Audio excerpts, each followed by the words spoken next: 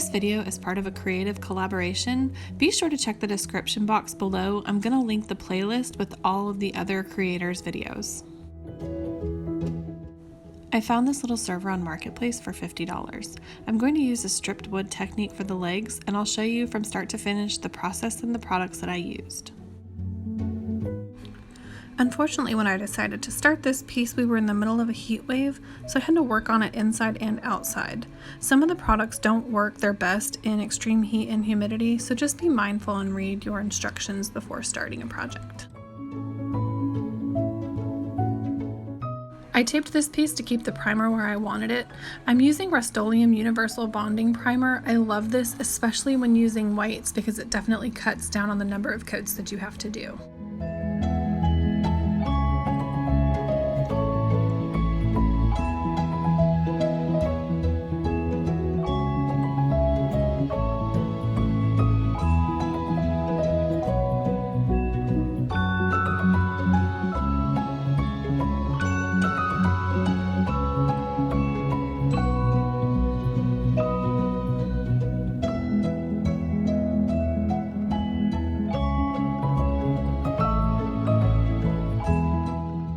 Once the primer was dry, I sanded the top to remove all of the existing stain.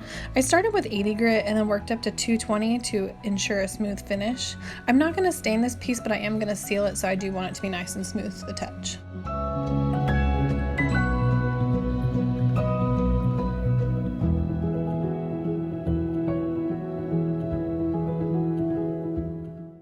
I'm using Ready Strip gel on the legs.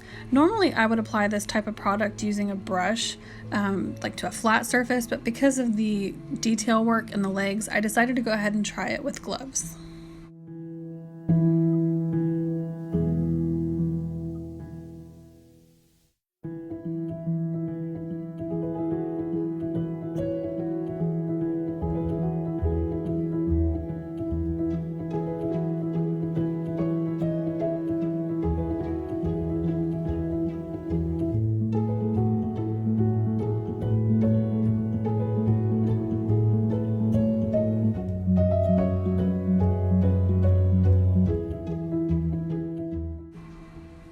Because of the outside temperature, I've wrapped the legs with a heavy-duty plastic wrap to keep the moisture in.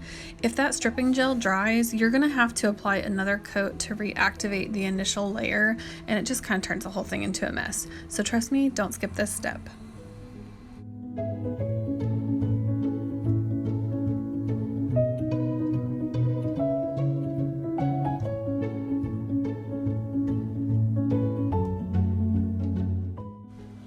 Unfortunately, some of the stripping gel did end up drying in the detail work on the legs.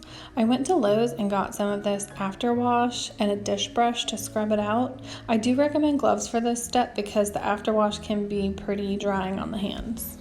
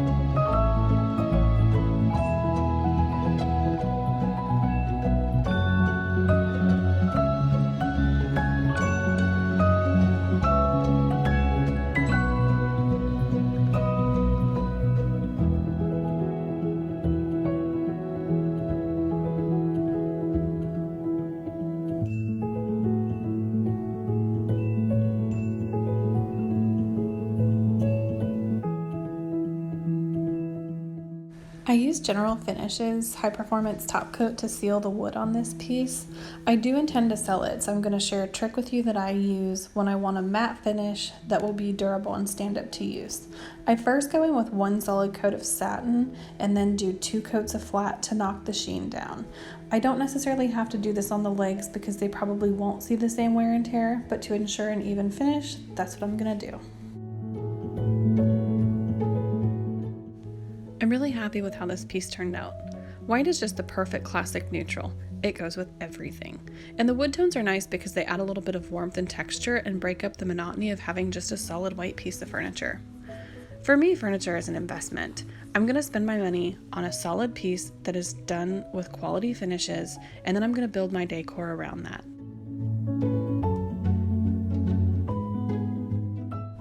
So I actually had to research cottagecore decor for the purpose of this video. Farmhouse is still really popular in my area, so that's what I'm most familiar with. But I really like that this takes some of the best elements of farmhouse and adds in more earth tones, some pops of color, lots of floral, botanicals. It just, to me, feels extremely cozy. So you're kind of getting away from that bright, clean white and just adding a more lived-in, warm, welcoming feel to it. If you enjoyed this video, if you could take a second to click the subscribe button and also hit the notification bell so you don't miss future videos, I'd appreciate your support. Thanks for watching.